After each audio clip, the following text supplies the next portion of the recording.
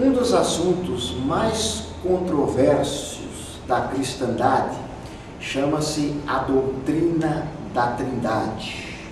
E neste vídeo nós queremos falar sobre a Santíssima Trindade. Para muitos é uma doutrina ilógica e que contraria as ciências exatas, como por exemplo a matemática.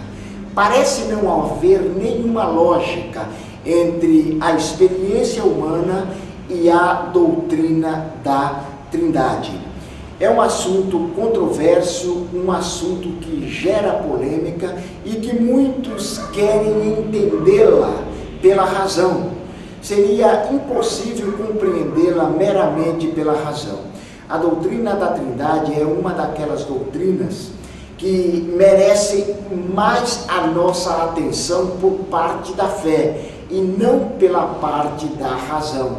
Não que ela não esteja apoiada na razão, mas compreendemos melhor a doutrina da Trindade se usarmos a fé. Por quê? Porque, na verdade, nós temos três pessoas: o Pai eterno, o Filho eterno e o Espírito Santo eterno.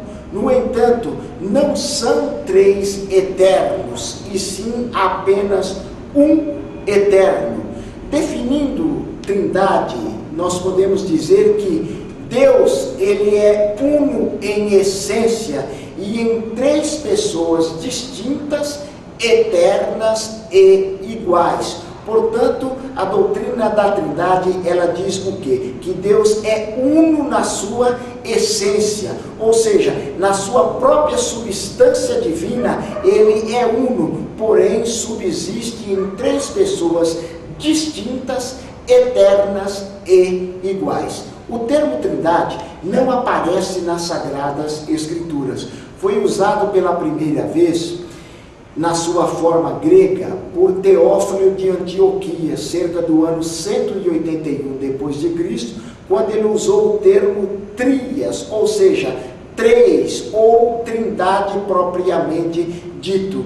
E ela foi usada também por Tertuliano, por volta do ano 220 depois de Cristo, na sua forma latina, trinitas, não três deuses, mas um Deus em essência e que subsiste em três pessoas distintas, eternas e iguais. Mesmo sendo uma doutrina controversa, ela é uma doutrina essencialmente bíblica. Nós vemos a Santíssima Trindade nas Sagradas Escrituras. O primeiro texto está lá em Gênesis capítulo 1 e o versículo 1, que diz o quê? Que a terra que Deus criou, a terra e tudo o que nela há. Ou seja, além de Deus criar toda a terra, Deus formou também o homem.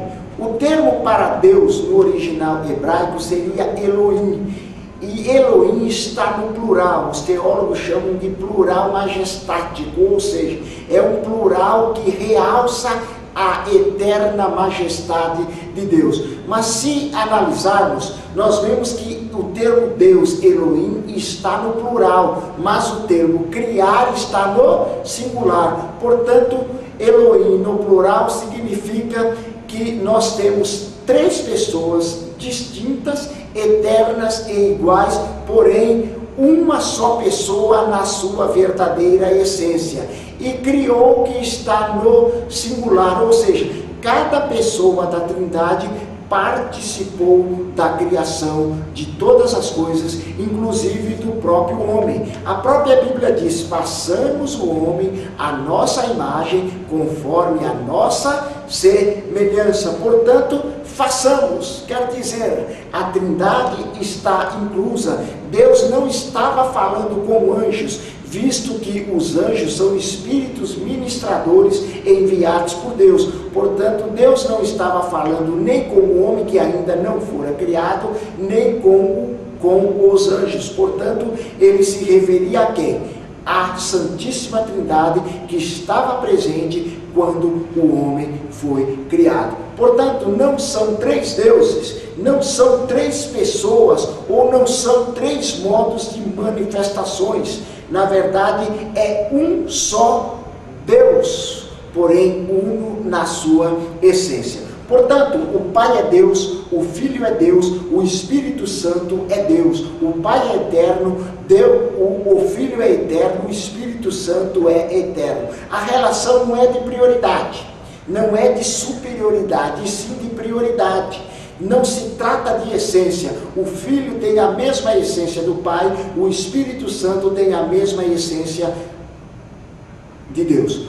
Na comissão apostólica, nós vemos também a Santíssima Trindade, na fórmula do batismo, na bênção apostólica, no ensino de Jesus.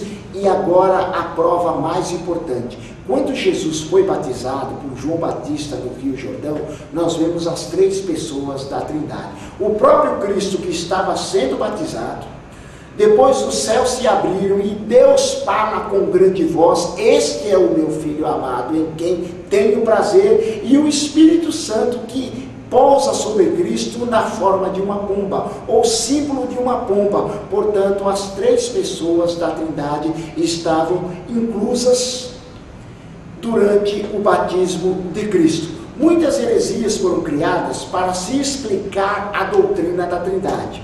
A heresia ariana, ela advoga o quê? Que Deus Pai é o único monarca e, portanto, só Ele é eterno. Ou seja, Deus é ingênito, não foi criado, mas Jesus Cristo foi criado. O Concílio de Nicéia, ele condenou a heresia ariana.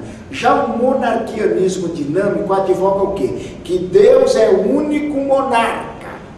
E o monarquianismo modalístico advoga que é uma unidade manifestada numa hierarquia de modos. Na verdade, são boas teorias, mas que na verdade não explicam absolutamente a doutrina da Trindade na sua essência. Resumindo, Deus é uno, porém subsiste em três pessoas distintas, eternas e iguais. Na próxima aula nós iremos falar sobre um romance que foi publicado e que fez muito sucesso entre os jovens, principalmente entre os adolescentes, chamado A Cabana.